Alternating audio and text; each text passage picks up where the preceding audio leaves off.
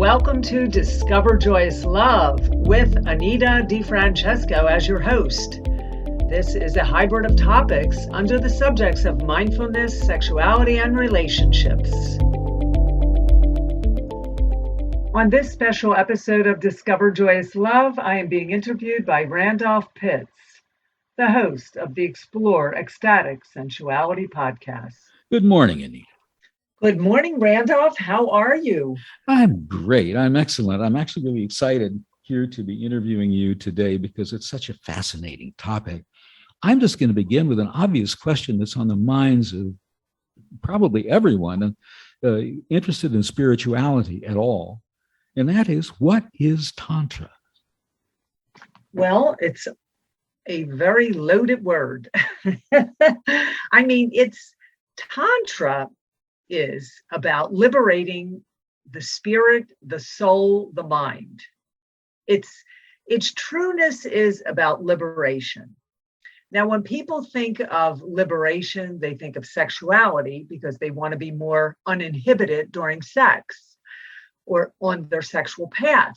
They want to remove their shame and their hiding and all of the things that keep them frozen and locked and afraid to be who they are.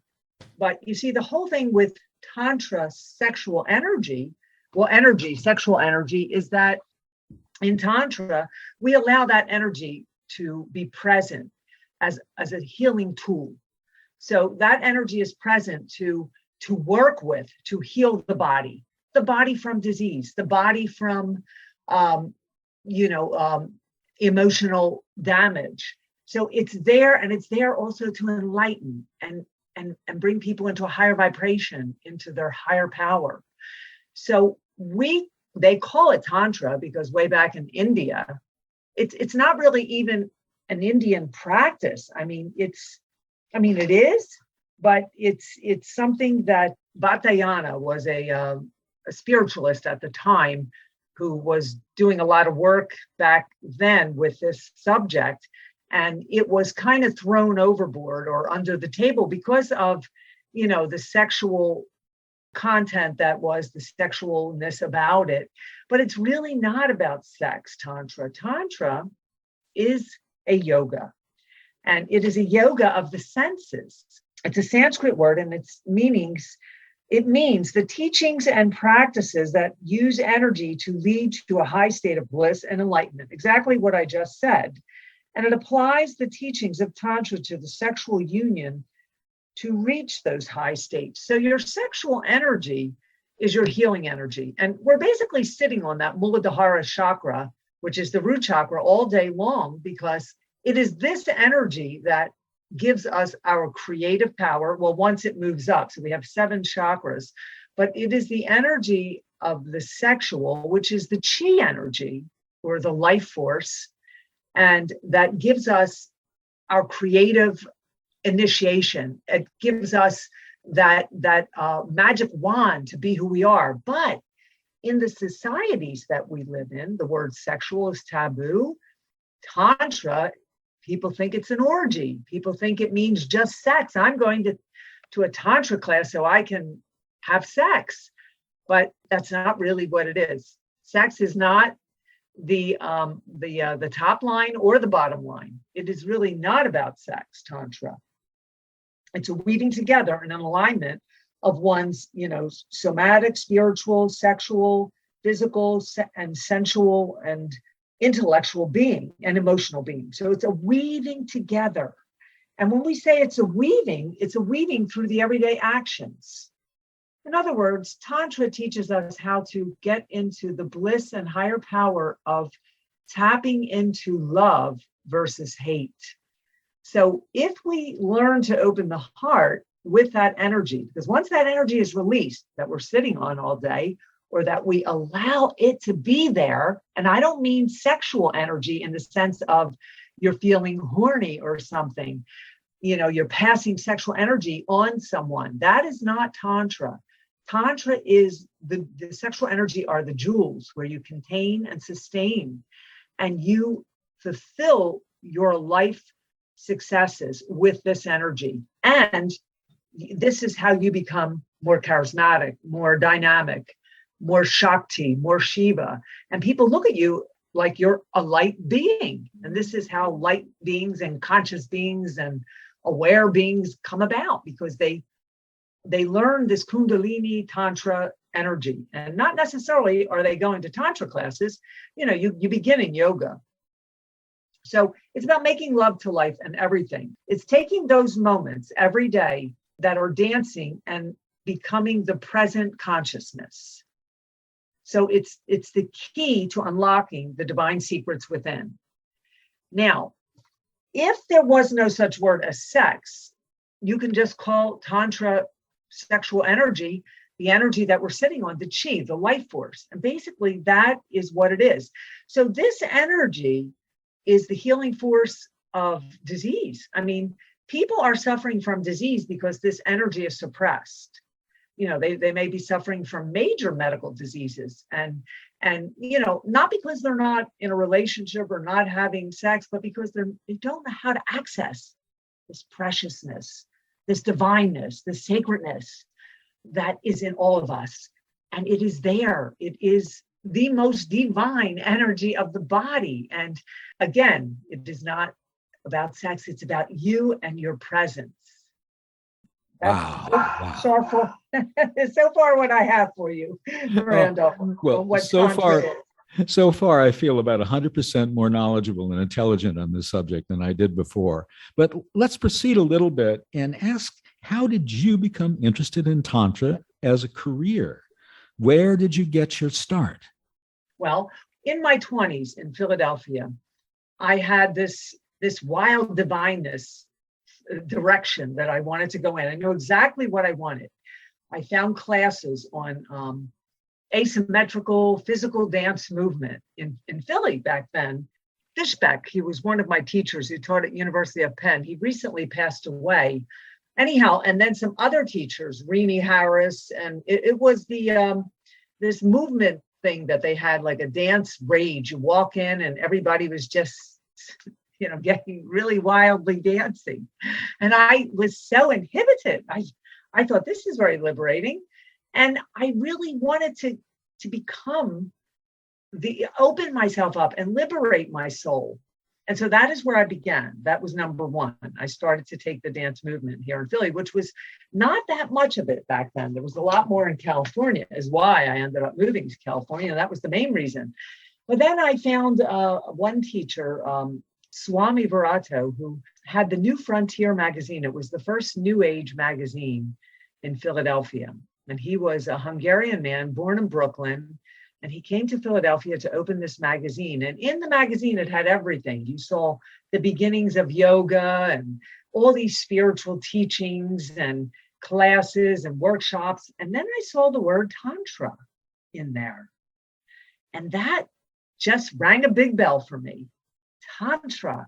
It had such a vibration to it because it's a word, these words that go way back to India, like even in yoga, when I'm a yoga teacher, a vinyasa flow yoga teacher, and words like when you say get in a position, downward facing dog or chaturanga, they have such, and as a teacher, you like to use the Sanskrit words, and it is best to learn them. I usually do the English and the Sanskrit because the vibration is so old in history, has so much wisdom to it, that the body starts to feel it, and the embodiment and the enlightenment and the sounds like start to vibrate through your body. So these words have a lot of power to them. And when I heard the word Tantra and Swami Virato, he was the teacher in this area at the time.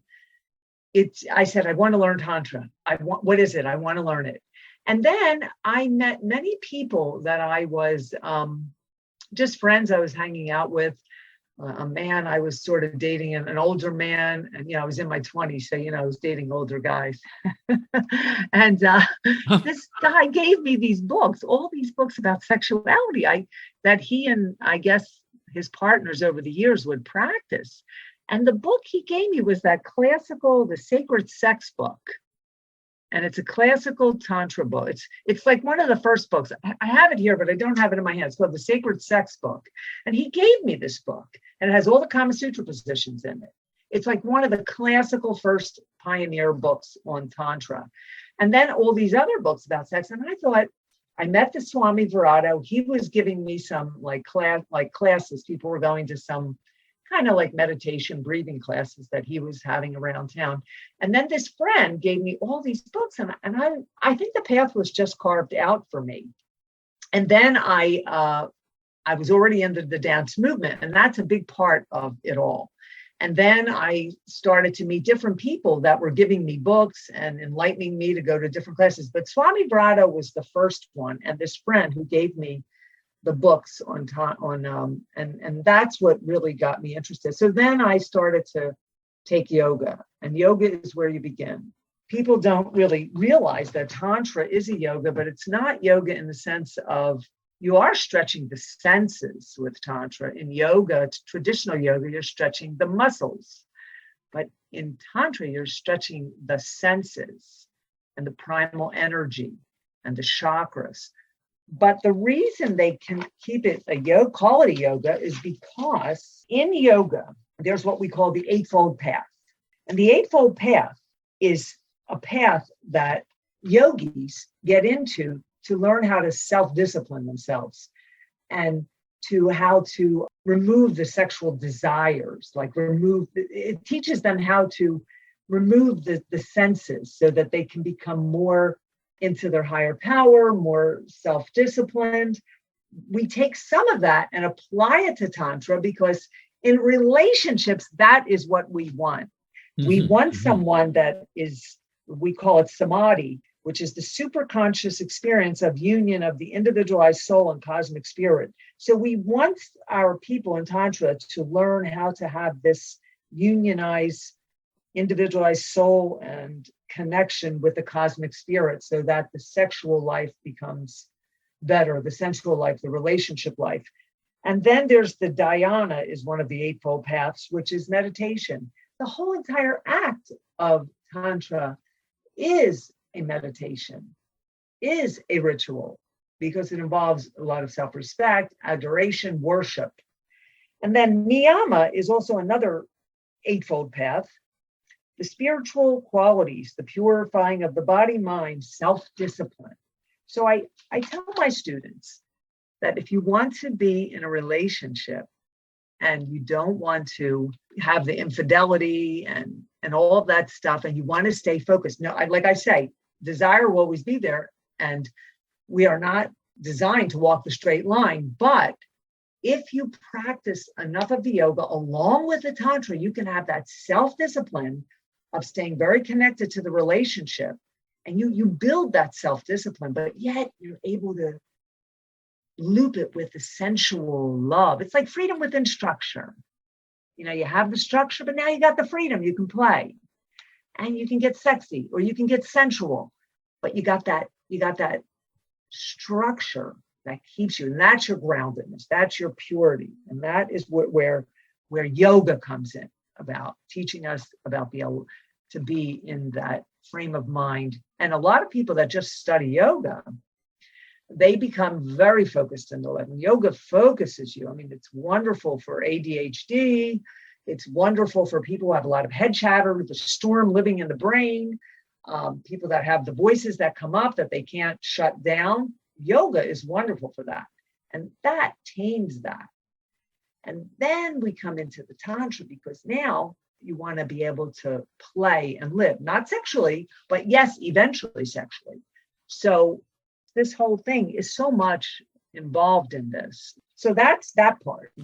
And how else did I get into it? Yes, I started, and then I studied psychology, and then I went to LA, and I started to study dance movement. I mastered yoga, pranayama, and the Eightfold Path, and the whole thing of yoga. But I was always in Tantra classes.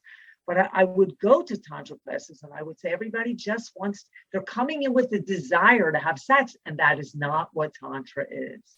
It's about containing and learning how to contain and sustain that energy so that you can become more of who you are in your truth. This is so fantastic. It's so fantastic because I think there's so many myths, if I may call them, so many misconceptions in the minds of the average person who exposes themselves only to what they call mainstream media about Tantra. But here's a question I feel I need to ask, and many people are asking who are listening to this podcast, and that is simply, what is Tantra sex? What Tantra sex is having sex with your beloved or just a friend. Say you're just dating someone lightly, a few months. It doesn't have to be a serious relationship, but it's having sex the sacred way and using the energy of the sexual in one of healing or blissful pleasure. So the energy of Tantra sex is very collective. So when you start to practice with another person, what happens is there's a connection that goes into the world, into a blissful enlightenment. It's a collective connection that manifests to the world. So you start to become more loving and opening your heart, and then others in the world, it's collective. And this is what the goal is. And see, this is where politics is missing out on, like, this whole thing about awakening, is because when people connect and open the heart and breathe and eye gaze, they're taking this energy and holding it in a sacred container. Okay, it's a sacred container, and they're using this either for their own healing, for worldly healing, blissful pleasure, and this is collective. So it is sent out to the universe. Now, the exercises are meant to channel the sexual energy. They're meant to channel the energy. So it's not about having sex and getting into it, and it's about honoring and worshiping and desiring and respecting your partner and opening up to the fullness of the heart. But there's many exercises that one needs to do before they can go into the bedroom. There's, of course, the movement, the dance movement, the expressive dance movement that's very creative to open the body, opening up the hips, moving those chakras so the energy moves up from the Muladhara, which is the root chakra, all the way up to the heart and to the third eye. And then there's breathing, of course, so there's a lot of breathing. And what the breathing does is it starts to undo the patterns in the body. So there's so much psychological, emotional work that goes into Tantra that people don't realize that, but they are starting to realize that Tantra is about healing the primal energy that's dormant, that never really had a chance to live, or your experiences growing kept you blocked and kept the barriers there for you. So, and that's where the shame and hiding come, because people are afraid to come out. And if they do, they feel shameful about it because of all the negative abuse. Now, the benefits of tantric sex are you get a deeper connection with your partner. There's more love, there's more intimacy, there's more communication, and there's a direct energy toward free expression. So you start to become more liberated and you're able to receive. If you practice Tantra with a regular partner, she will become more open to receive her partner over time. Because generally, no matter how long a woman is involved with a man, she doesn't really receive him, because there's always that boundary. There's always that fear or things that creep up from her past, because we're never really going to trust anyone, no matter how married you are to them. But if you do this work, you can see that you will go beyond. You will go beyond that. That's the bliss. That's the manifestation. That's the enlightenment. You break the barriers. You balance out the male and the female energy. So with both of you, we all have a male and female energy within. So by me practicing with my partner, whether it be a man or a woman, I am balancing out the male and female in me through that partner's male and female in them. And then it becomes a synergetic kind of thing where you're starting to do the fire orgasm breath, getting into the power, and then you start getting into the transmutation of it and channeling and sustaining and containing the energy. you're also aligning with another human being. And what I mean by aligning is you're aligning your chakras. You're also aligning the connection of, say, their thoughts with your thoughts, or their emotional state of being with your emotional state of being. So it's nice to be with someone. If you're a happy, jolly person, why do you want to be with somebody that's angry and always discharging? I mean, and you see a lot of couples that way. But when you do the Tantra, you both come in harmony, congruency. You're like sort of on that same page. It's never going to be perfect. Don't get me wrong, here. But if you practice enough, it's the medicine. You see, it is the medicine. And now you both have this harmonious way. So you can both be happy together. You can both be angry together. You can both be whatever together. But again, like I said, you have to work at it. So you want to align with the other being, honoring and celebrating sexual union, celebrating making love to life. So you're honoring and celebrating your life and the union between the two of you. And that's the sacred space that is there, is that sacred space where you come together and then you leave and you come back to that sacred space. And that's the honoring there. And this is the divineness and sacredness in a relationship. And that's why when infidelity happens in a relationship, people feel like a desecration has happened, like a criminal act or something, because the sacredness as a Tantra practitioner is so much more divine and so much more present and aware and conscious that if the partner is not practicing with together, then one of them, go out of the sacredness, it is a desecration. I mean, it's like it's felt in a different way than a regular relationship if you're in the tantric practice. So you're starting to open up, you're vulnerable, but you're living on this sacred foundation. And that's where you operate from. You also liberate your soul. People want to liberate their soul. They don't know how. They want to dance. They think having sex is liberating the soul. A lot of people have sex, but they're closed down. They're shut down. They're not expressive. They don't talk. They barely have full body orgasms. They barely are having an orgasm. And they're like not expressing their voice, nothing. It's not liberation sex. Liberating your soul is through all of these exercises. And then when you go to have sex, you're already a liberated person. Sex doesn't liberate you. You have to be liberated before you do that. Fantastic. One word that you mentioned, and I actually did a whole episode on this podcast about the subject of ritual. And I would like to ask you, from the Tantra perspective, what is ritual and why do rituals work? Anything can be a ritual, from doing a sensual massage on someone, your partner. A ritual is setting out a sacred intention. So a ritual involves intention. It doesn't matter what it is, like whether you know Tantra, whether you know any of these spiritual things in life, you can still have a ritual if the intention is there and it is in a sacredness, a sacred, divine, clean, refined, karmic thought. Of course, if you're in the spiritual way of it and you're working in Tantra or yoga, there's words, there's gestures, there's objects for purification. So it's about purifying. There's the sage that we use to purify.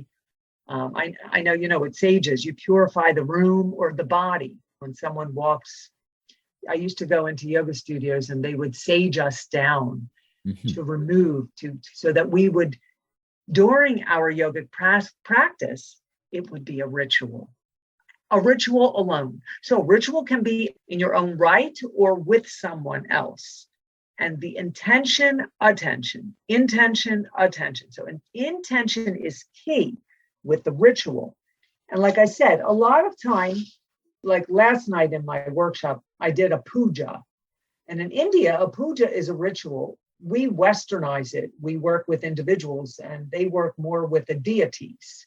So you have the deities are the archetypes of the spirits and the guides and the angels. Part of this whole thing is about the feminine force, the Shakti.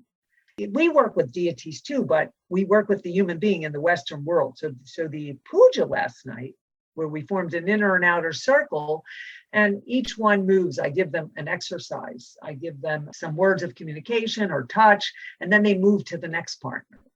And so by the time they get all the way around, some of the armor in the eyes by the eye gazing that we do is reduced. So they've already let down some armor. They've already feel they can let down their guard. They can let down their guard with people in general, with lovers, with whomever. It's not, Tantra is for everyone. It's not just for the couple. So all these people moved around, and by the end, they felt liberated. Some of them said at the end, they felt more open, less shy, less isolated. And this is a ritual because we were honoring each other during the process and honoring the self. Worship, so important to have someone you worship. And have you ever worshiped anyone, Randolph? Besides me, just kidding. Well, I wouldn't necessarily laugh at that, but at any rate. No, but worshiping, I didn't mean to laugh because sometimes people take it the wrong way. Like they think that you have to worship means, Catholic Church or church. But worshiping an individual is honoring them. Oh, absolutely. Is looking at them in a divine light and accepting them and surrendering to them. And whatever it is that they do, even if you don't like it, you accept it because you worship who they are, everything about them. And this there was a book I saw on worship. I'm going to have to get this book, but that is what this whole ritual stuff is about. So you can do a ritual, be in your home, and you could be cleaning the house, and you could make that be a ritual, because a ritual involves, I said, intention of purification, cleanliness, refining the spirit. It's just refining the spirit. Yes. So I really, I put ritual energy. Did you ever go to a sweat lodge? I used to go to those ritual sweat lodges in California. We would go into the sweat lodge and in Malibu, and they would keep us all in there, and they would, a lot of words, ritualistic words were exchanged, or, people read poems and things like that. And they had, it was very hot. It was almost like a sauna. But the intention was that the leader would talk with us, and he would, go on about this ritualistic, these different words about how we, whatever it was. I don't remember quite everything, but it was there for us to be more focused in ourselves, to removing the bad spirits that live within us, the demons, and so that we could refine our spirit. Yeah, and this is about cleansing. It's cleansing. So in the Willem Reich's work that I do is about breathing and anger release and opening up armor and patterns. So you're doing a cleansing. It's the same thing. It's an emotional cleansing. And there are many ways to do it. Fascinating. I just want to remind my regular listeners and all my fans worldwide that honoring one's beloved is a major theme of this podcast and has been all along. Interesting. But Tantra provides one with other formats, other ways, deeper ways through ritual and other things to do exactly that, to honor one's beloved. That's one thing, that's one reason why Tantra is so valuable for so many people. Another thing about honoring your beloved, see, Tantra, what I teach with my students is to have love versus hate. So what I'm doing is removing that hate lid from people by doing the puja I did last night, because it doesn't matter about your beloved. Just removing the hate, then you will find love. Why are people single? And why do they walk around and say, I can't meet anyone, or no one likes me, or I'm not attractive enough? And because they're not open in the heart. Once the heart is open, the lower chakra, which is near the belly button, that is your creative sexual chakra, that has to open.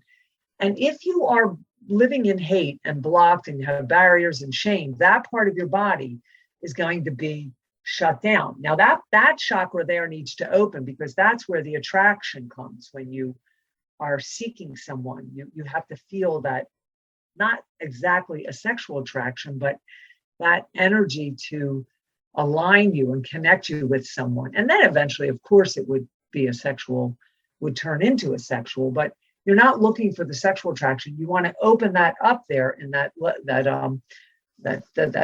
second chakra, And that will help you to start to feel attracted to another human being. People want to know why they're not attracted. You see, attraction isn't about, oh, I have chemistry for that person, or oh, that person's good looking, or that person dresses nice. That's not attraction. That could be sexual attraction for the moment. And those relationships work, you can have that. But the real attraction is to the person that you're not even attracted to. And that is where you do the work. And you find that out later. So opening up these chakras is very important for the energy vibrations. Fantastic. Can you just back up a little bit and describe the entire idea of the chakras and theory of the chakras, although that's absolutely not the right word? Okay, let me talk about the Anahata. There's 7 chakras, and the 2 most relevant ones are Anahata, which is generally symbolized as a circular flower with bursts of 12 green petals. And that's really around the heart space. This chakra, since it's in the chest region around the heart, it's called the heart mind. In the heart, there's a mind of its own, and there is a brain in there. There's feeling around that brain. So the heart is really a part of the brain. Physically, it governs the circulation, of course. Emotionally, it governs the unconditional love for the self and others. And mentally, it governs passion, and spirituality, it governs devotion. So in one of the first things in Tantra is to open the heart chakra so that we learn to self-love ourselves. And then when you self-love yourself, you can take that love and extend it to a partner. But if you don't self-love yourself, you're not really going to be able to love someone in a proper way. You may overlove them, you may be needy in loving them, but you won't be able to love them in the proper way. So we begin with the self-love and opening up the Anahata chakra. And then we have the Muladhara, which is the root chakra, which could be the Kundalini awakening. And you need to be under the guidance of a teacher and to awaken Kundalini, because it can be very shocking on one's system if they haven't. You need to have some practice up to it. You just don't awaken it. It takes time and different exercises. Now, the Muladhara, which is commonly known as the root chakra, again, is generally symbolized by a lotus flower, 4 petals. It's bright red in color, and it's anatomically associated as being located at the base of the spine or near the anus and the gonads. The gonads are your sexual organs. Because of this rooted location within the body, the Muladhara represents our foundation and our ability to remain grounded. So a lot of people that are ungrounded, and for a long time, I always felt my Muladhara chakra was out of balance. Having ADHD, which I do have that, but no one ever diagnosed it, but I did, which is good in a way, because ADHD people they have a higher intelligence, than some people that don't have that. So people think that an ADHD person or ADD person are not intelligent, but they have a higher intelligence. And you have to work at your grounding, because ADHD people are not grounded, or just a chaotic person.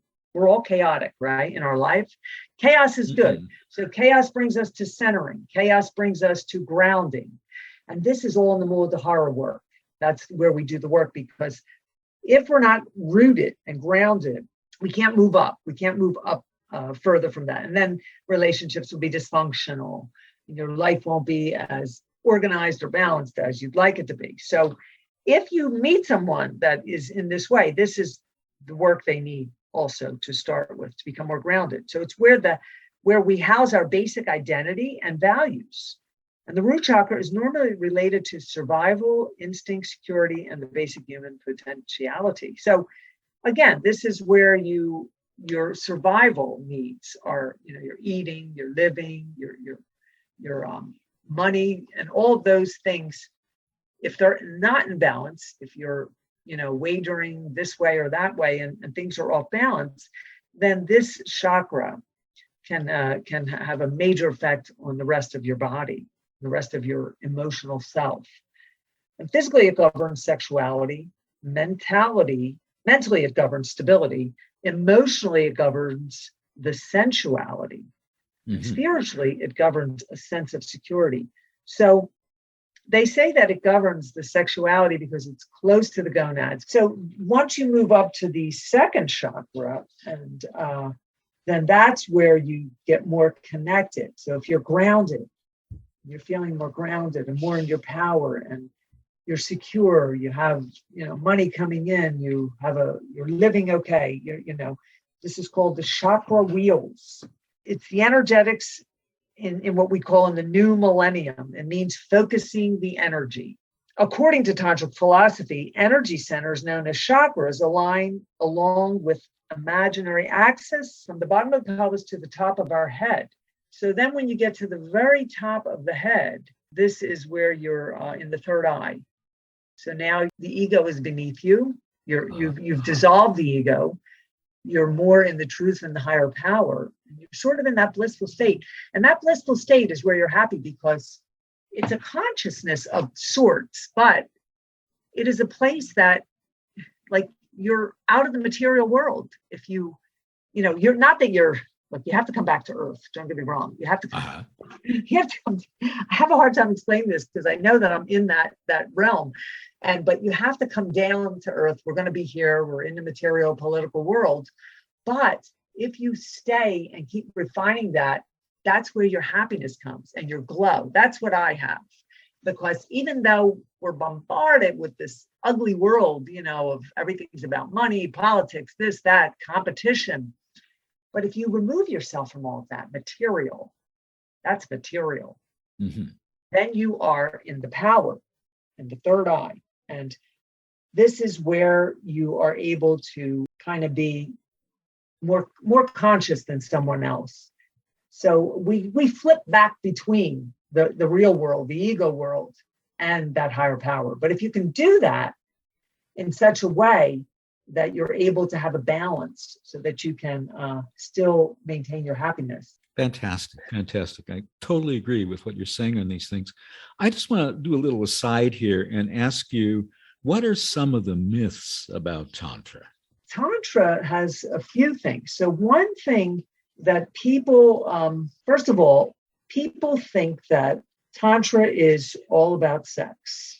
And the truth is, the Tantra sex practices sometimes do not even include genital contact.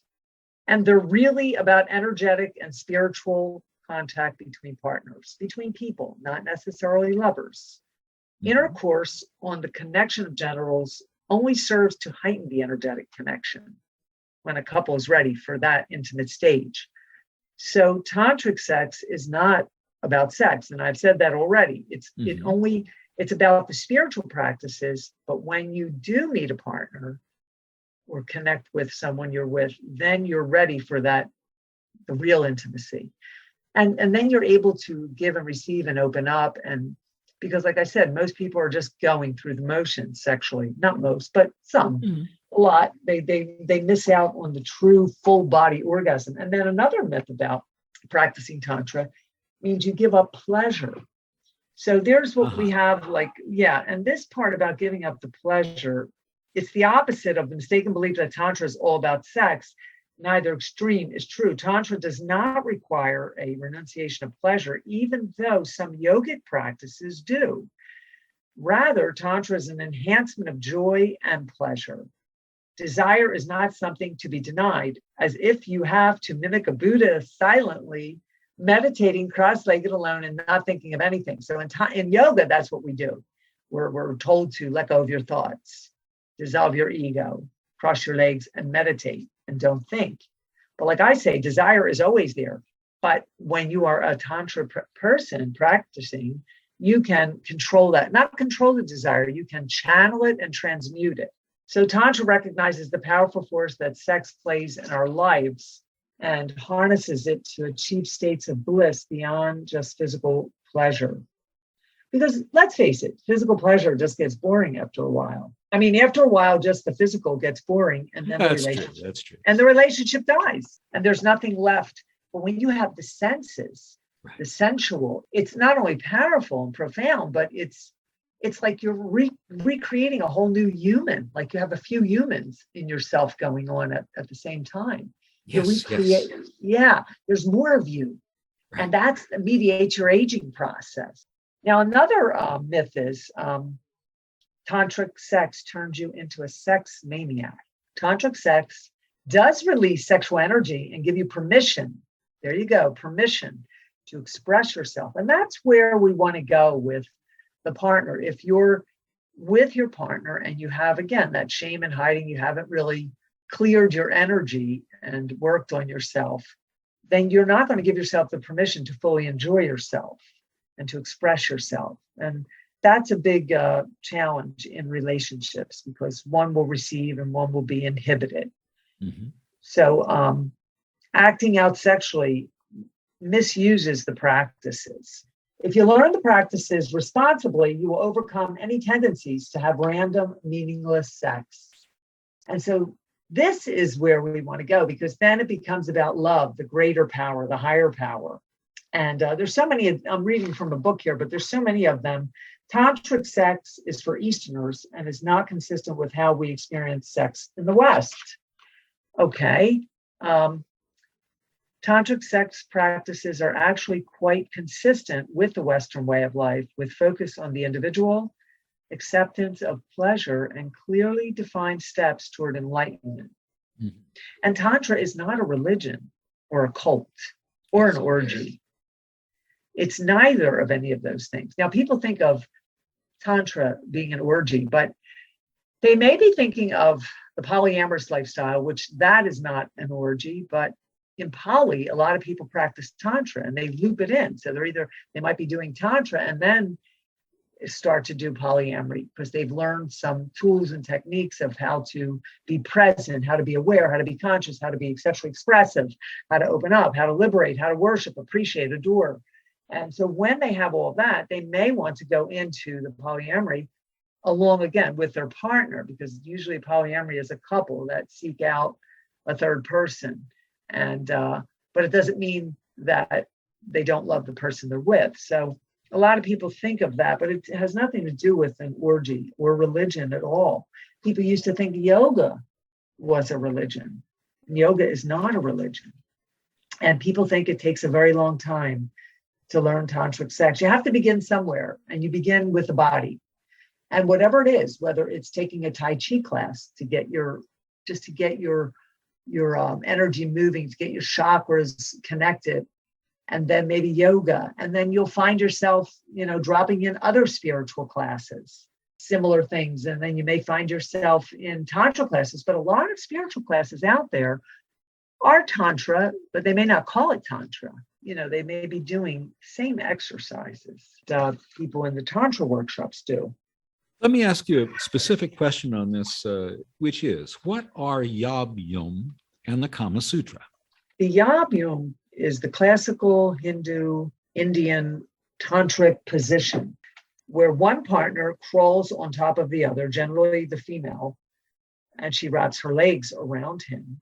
And this is where they start to do the fire orgasm breath, the eye gazing. This is after many other exercises. They come together here. And this is the position where it's the union of opposites is what it is. And this is the position where they begin it's the pre-making love. It's like the whole tantric could be like sexual intercourse, if you will, about just learning how to have foreplay, sexual intercourse, learning how to be sensual. And this is much more fulfilling than the actual act of penetration.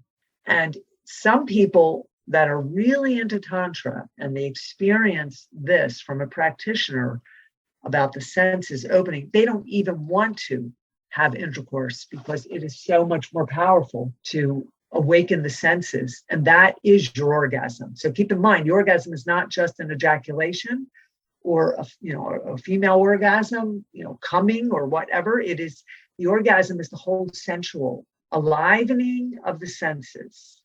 That is the orgasm. And that is way more powerful once you get there, that you will, some people seem to think that is better than actual penetration. So Yab-Yum is generally, like we said, the Hindu classical Indian position, union of opposites. Kama Sutra are the different positions that we shape-shifting, going in and out of different Kama Sutra positions to explore your sexuality, to experience your partner in a different way, but having the openness and the liberation to be able to do that. And there's many Kama Sutra positions, there's many books there, but Kama Sutra begins with massaging each other. Again, the ritual bath, the ritual, taking your partner for a nice bath, bringing them to the bed, feather massaging him or her, building the sacred space, the divine. And it's not about sex. So what this does is reduce this whole thing about Kama Sutra is practicing getting in and out of the positions to heighten the union of the opposites and not so much sex goal oriented, like having the climax goal oriented, removing that. And this is what the Kama Sutra is about. Vatayana, that's right. He is the one who invented these Kama Sutra positions, Vatayana. And he's the one who wrote one of the first books on this, actually. These books were destroyed way back in India at some point because of the sexual nature of them. I'd like to go back to something that you brought up earlier, which is the importance of breath and eye gazing in Tantra and in general in life, actually. Eye gazing is the focus to the soul. You look in someone's eyes, and what we do, we practice looking in your partner's eyes for maybe a good 10 minutes. And it's very uncomfortable, but what happens is armor is reduced. And this helps you to get connected to their soul, connect it more to their spirit, to remove, again, the barriers, the obstacles, the head noise, the surroundings, bringing you into a different plane. It's almost like not a human, not on a human level, but on a spiritual level. And if you start to practice enough eye gazing, you will, have to shift like from your spiritual level to the human level, because the spirit will become so profound that you will like living there. You will like living from that. But it's hard to, and we're in a world, we have to be in the human, we have to come back to, the material world, the ego. But this eye gazing connects you more. It makes you, of course, it brings about more intimacy and more passion, but it undoes the armor. It takes away the armor that is there, because a lot of us have armor in the eyes. We have sexual armor. Mm-hmm. The armor in the eyes, if you're not able to connect to your partner's eyes, you're not going to connect to them sexually. You may have sex with them, but you're not really connecting. A lot of people have sex and they're not connecting until you reduce the armor in the eyes, until you remove that shield. Not to get personal, but I once had a lover, serious lover, and she told me that I was the first man to look into her eyes while making love to her, while having sex with her. And that kind of sent a shiver down my spine. And that kind of, I didn't delve into her previous sexual experience, but that made me think, wow. In certain ways, she was telling me that in her previous sex life, she'd been more like an object. And for the first time with me, and not to brag, scarcely would I do that, she'd had a real connection. It was a fascinating moment. Well, some people can do that depending on the upbringing they've had or the experiences. A lot of people find it very easy to look in the eyes and others don't. But one of my students last night made a comment at the end of the class how powerful the eye gazing was, because I let them do it for like 10 minutes and throughout the class with different people that they don't know. And then this opens the heart. You start to like people. You see, you start removing hate. So strangers around the class, I'm saying, stop and look at this person. Just look at their eyes. They may feel shy, they can't do it. They laugh. But what happens is by the end, they are opening the heart. And see, that's what you're removing the shield. And the shield is there because what are we seeing all day long? What do you see all day in one day that makes you not want to see it? I mean, we have news that isn't great to watch every day, or you see children being abused, or you see gun shootings. So of course we're going to have armor in the eyes. We're going to have armor all over the body. That's going to just put a fear through people. And if that's your everyday existence, like Philadelphia, for example, I think there's a gun shooting every day. You don't even want to look at anything anymore or news, because And this is why people shut down in a way, and they go back to the fear. But then you got to look at their patterns and stuff, what they have already that it triggers. But a lot of people were never taught how to look in the eyes during sex, because back in the olden days, way back in time, women weren't allowed to express themselves or make a sound in the bedroom, let alone look at her man. She had to just lay there, and God forbid if she got on top of him and became like the woman on top. It was a different thing. Women were very sheltered. They had to just lay there and that was it. There was no expression, no eye gazing, probably no orgasm either. Sad, really. Well, no, we have come a long way. That was just for the sure. beginning. I'm talking about the past here, not as we are in the. Yeah, but the women's movement, part of the women's movement is liberation in all areas. Right. And now the voice is there, and now the permission is there, and the allowance, and giving yourself that permission and to be who you are. Okay, now breathing. There's many different types of Tantra breathing. We have the fire orgasm breath, we have the cobra breathing, we have orgone energy. Willem Reich's work, a lot of Tantra teachers are using that now. If they study Margot Anand, she's a pioneer of the Tantra world. I noticed in some of her books, she talks about the Willem Reich energy, the orgone energy, orgonomy practice. I had studied with her at one time, and I didn't realize she did that work. I didn't study that with her, but when I read her book, she did. So I realized a lot of Tantra teachers are practicing that. What that does is, it helps remove sexual armor and patterns. People that may have had sexual abuse, men or women, or somebody said something to them or bullied them. And when you get bullied growing up, you get affected in different areas. Not necessarily would you get affected of not, say, like you don't think people like you. You might get affected in your sexual area, and that area could be deadened, or you can have issues like men. A lot of men might have erectile dysfunction because they have psychological issues from being bullied as a child. And that's like supposed to be like an area of courage, confidence, and they lose confidence over time. So they may get that. And that's why you got to look back at their patterns, or anybody's patterns, and see where the turning point was that stifled them in a way. And Tantra, all of this is Tantra. So Tantra is a big healing tool, one big bag of healing tools. Uh-huh. Now the breath, with the fire orgasm breath, what we do with that is we do some undulations with the pelvis, and you're actually doing the Kegel contractions. So the Kegel contractions, we ask people to breathe in their nose. It's like a hoo-ha breath. Hoo-ha, hoo-ha. And at the same time, I call it a ping pong. When we're standing up, you thrust your pelvic forward and then back, forward and back. And what you're doing is you're contracting at the same time. On the contraction, on the ha part, you're contracting. And on the inhale part, you're thrusting and allowing the contraction to be released. And this helps someone to contain and sustain sexual energy. And this is where the transmutation comes in, because in the transmutation, you want to contain and channel. You don't want to remove desire. See, another myth of Tantra is people think that, am I going to lose all my sexual desire going to Tantra if I really go to Tantra? Or do I go to the Tantra disco? And because I've been in all the classes. The Tantra disco is I'm coming in to get laid. And then there's the real Tantra, like I want to remove this desire because I don't want to deplete my energy.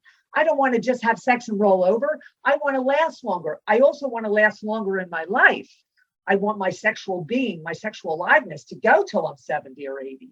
You see, and people lose that drive, that desire, because they don't practice. They deplete themselves quickly. They have sex over the years. I say couples, they're that are married in the first 5 years, they have so much sex. They have all the sex they could have had over 30 years in 5 years, because they don't take the part of courting and learning how to do the sexual outer course and the foreplay and constantly building up these rituals. So this is what we're teaching people, because people now come that they've been together for all their life and their relationship is deadened. So the transmutation helps to contain, channel, and that's where the fire orgasm breath comes in. You remove this desire and you're able to channel this energy and contain it. And now you become very, very more charismatic. You become more rich. You have this light about you. It takes a lot of practice to do that, to be able. Now, we don't want people to think they're going to come to Tantra and they're going to lose their sexual desire. Actually, they're going to gain more. It's just that if a man wants to have a full body orgasm, this is the way to go. A lot of men are just boom, boom. They just have an orgasm from that lower area there. They don't really experience the full body. The only way you'll experience that full body is if you do a lot of the breathing work, the fire orgasm breath, hoo-ha. And then when you have that orgasm, when you are orgasming or ejaculating, the orgasm and ejaculation are different. So the orgasm is through the body. The ejaculation is the letting it go. And that you would have the control of. So a lot of men like to have more control. So they want to last longer for a woman. You see? Oh, exactly. Precisely. And then you have the men that have PE, which is Tantra is really good for them. Because now if they can learn, see, PE, has many different myths about it. It's either medical, it's urinary, it's anxiety, something someone said to you as a child. I don't really know the real, why people, I think most of it is anxiety. But if they learn to find another way with PE, if you find another way to love with the senses, you're not going to even want the sex. You're not going to even want to have the penis in the vagina. You're not going to want to do that. Like, this is the real transformation. This is the real transmutation of it all, which I really like, holding on to my sexual energy and power, like just adoring my partner in reverence and looking at that person, but with the sexual energy. Yes. Do you really need to have now, of course we want to have those orgasms and ejaculations. We're not saying that that's not what, but you will have more longer years of this. And that's what it is. It's like the good diet, the Mediterranean diet. Go on the Mediterranean diet, you'll have 13 more years of life. Absolutely. Well, go on the tantric diet, and you will have another 10 more years of life. So add them together, you'll have 30 more years of life. Why not? Oh, wow. So the tantric is a diet. It Right. is a diet. It's not about food, but I follow you. Anyway. now see, here's another thing on tantric sex. It originates from Hinduism. Okay. So Hinduism is right and revolves around sexual practice, focusing on creating the deep, intimate connection to be present in the moment to achieve sensual and fulfilling sexual experience. Presence is key, and being in the moment and surrendering and acceptance. So then we take a little bit of the psychology and we teach them about acceptance and surrendering and why these, and then you put it together with the breathing exercises and the eye gazing. And now you have a package here. You have a package that's really going to help an individual, a couple, just in their general life. But especially once you get that partner, you can start to have more of the fullness and the truth. What is sensate focus? I know that's a term that we've discussed a little bit in the past, but let's take just a second to go a little bit deeper into that. Sensate focus was developed by Masters and Johnson, and it is about touch. It improves intimacy and communication. We reduce the sexual performance and anxiety through the art of touch. And you shift from the goal-oriented, again, process of, my goal-oriented is I got to have sex and I have to climax. So when you get into sensate focus, what we do is we practice touching. She will receive touch, he will receive touch. And then we critique the touch. And how did you do? Was your touch tentative? Was your touch authentic? Did it have feeling or meaning? Or was it just like you did it because you had to do it? So last night was an exercise I did on this touch, and where the people learn how to understand that this is one of the most important things, touch, so that you can communicate. And without the touch, there will not be the communication. So the touch, again, opens the senses, and it allows you to be vulnerable and feel. And this is wonderful, wonderful sensate focus, Masters and Johnson, for people, even disabled people, that people are that are disabled, that have relationships, sexual relationships.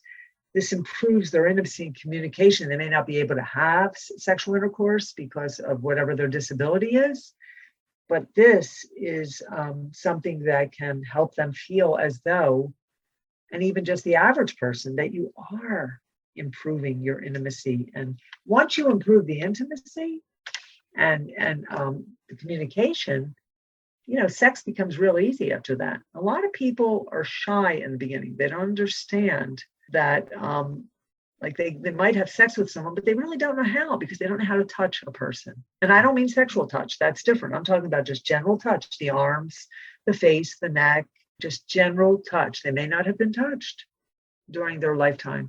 Maybe they never received a massage. And of course, massage is a nice thing of touch, but it's not the same. It's just more therapeutic. But yeah, this teaches you to honor your beloved more too.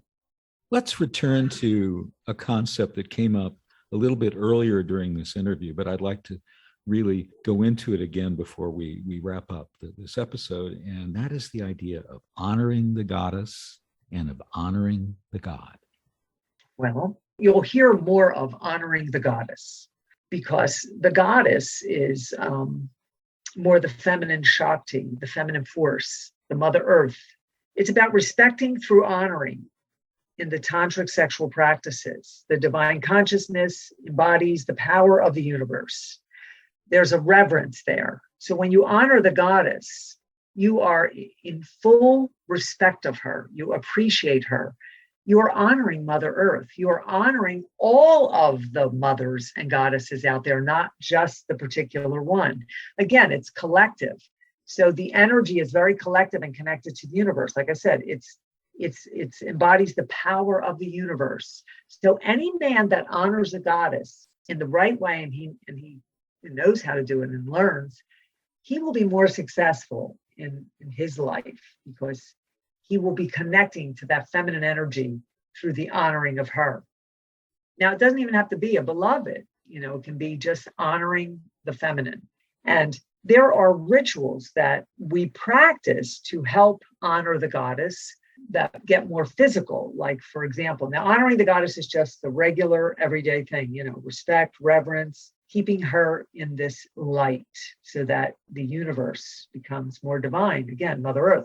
But then there's rituals such as G-spot ritual, and that is what we call honoring the goddess through awakening of the G-spot, through physical exercises, and also through actual touch, teaching the partner how to awaken that area through touch. And this is where, you start to get into the body more. This is a much more advanced awakening of the goddess exercise, that it has to be between people that are very connected and close. It's not done with two strangers. Once her G-spot is awakened, and over time, if the exercise is, it's like a windshield wiping of the G-spot, which is kind of like a spongy feeling. And once this is practiced several times, she becomes much more, lets down her fear, her shame, and sex becomes way better. Because a lot of women, they have a lot of sexual trauma just from breaking up with abusive men over the years. Whether they had any actual trauma or not is another story, but just the fact of being hurt by abusive men leaves a woman shut down there. And so the G-spot is one of the rituals that help to awaken that. And for the god, it's the same thing. The god, and again, it's like the deity. So when you honor the goddess, the archetypes of spirits, guides, and angels that you're sort of, in our world, it's the she. It's the she. So she, like I call myself the she. And if I'm in relation with someone, I say she is here with you, meaning it's objective of me. Instead of saying I am, I say she, because I'm taking my sexual goddess, and she's talking to you. So I'm removing myself out of my shell, my physical, ego, whatever shell, and coming into that she, that goddess during lovemaking. But you have to explain it to someone, because they won't really know what it means if you're talking in that objective way. But for the god, it's the same thing. You're honoring him, women pleasing the men, and male awakening. Now, there's a lot of David Data writes books, The Superior Man.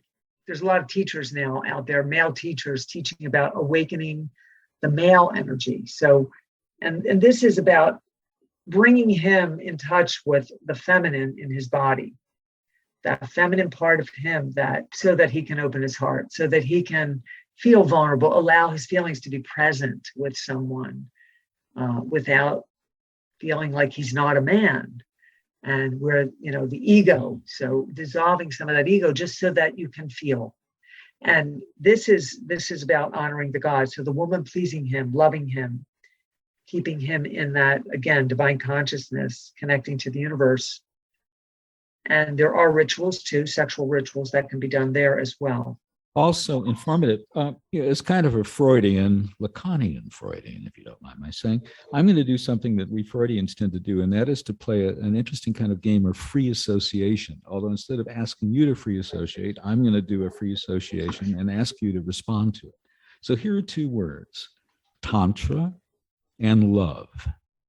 If I say Tantra and love, how do those two ideas fit together for you? It fits together in the sense of that sex is love.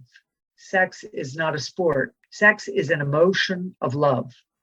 And even if you are having that, pickup sex, or that meeting someone for the first time and having sex just for fun, casual sex, to me, that is still an emotion of love. Doesn't mean I'm in love with you just because I want to have a sport sex with you, but it is the emotion of love that I want to live. That's why the Tantra is important, because, during the sexual revolution, which was coined by Wilhelm Reich, people went out and had free, liberated sex, and they let go. They did it without emotion. And that's when the world was becoming more liberated. Let's have sex. But now you see people that are from that time that lost the emotion. The emotion became suppressed and unrecognized. And so as a person coming up in the sexual revolution, and I still remember, I don't know, maybe I was 30. I'm like, wow, we're in the sexual revolution. We can have sex, we don't have to be married. Probably that's why I didn't get married. There's still time. Yes, there is still time. There is. And, I just thought that hey, we can have sex. I remember in high school, it was meet the guy and have just the one guy and get married. And I just sort of had this other kind of, like I said, other higher power. And I said, just can't be this. And then the sexual revolution came around and people were just like, let's have sex. So, and we lost our emotional connection. So that is the love. People let the love go and they had the sport. But now it's the sport and love together. So sex is an emotion of love, but it doesn't mean you're in love. But people won't admit that it is an emotion of love, even if it is just a pickup. You're just expressing your love that night to someone that you just picked up, because you need that emotion to come out and live. But yes, then they go back into the shame and the hiding, because it was I just picked her or him up, and oh my God, you have to go hide it now because it was taboo that you did that. But if people were to have, and what I teach people is how to have healthy sexual casual relationships with communication. If you're going to be with someone, you're not going to be with them forever. Maybe there's a lot of differences that you have, but you're attracted to each other, and there's things in common you'd like to share for a good 6 months, 8 months, or whatever. You can have that be a healthy sexual relationship with the communication, so that you can experience and live your love, because we have to practice the love in order to get to the big love. You see what I mean? It's like the village. You got to keep practicing it. It's like the village. You have to keep practicing the love, so that that's why people now that either came out of sexual revolution or that just don't practice love enough with others, like in casual relationships, have a hard time when they get to Miss Right, you see, or Mr. Right that come along.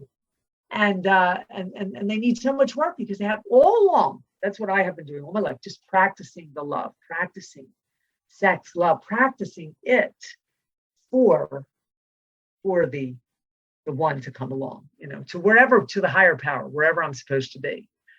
And that's exactly what it's about. And it's not, these things are not overnight. Everything is a journey.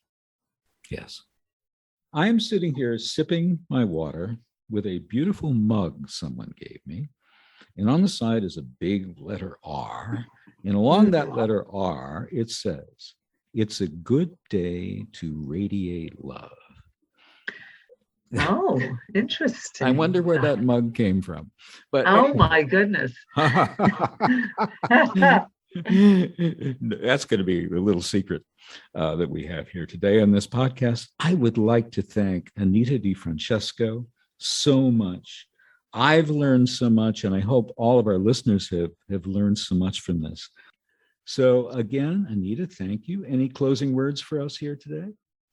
Well, I want to say that it's okay to be who you are, not what a lot of people walk around and say, I want to be this or I want to do that. But rather than wanting to be something, be who you are, rather than wanting to be something. So changing that statement, like I want to be this, rather to I am this, rather than I want to be, I don't want to be anything. I just want to be me. And me is where you can go in and start to live your life and liberate whatever it is that you need to liberate. And it is your soul, of course, but whatever else you want to liberate, it's okay. You have to get through the forest and allow yourself the permission to open up. I can be found at tantrawisdom.com, and that is my official website where you can find my podcast, Discover Joyous Love, and any information about the work I do. And also my Live Free book is available through Amazon, which is a transformational book about my journey. And I also have a true crime book, the DonnaGentileStory.com, which is also a book I wrote that can be found on Amazon as well.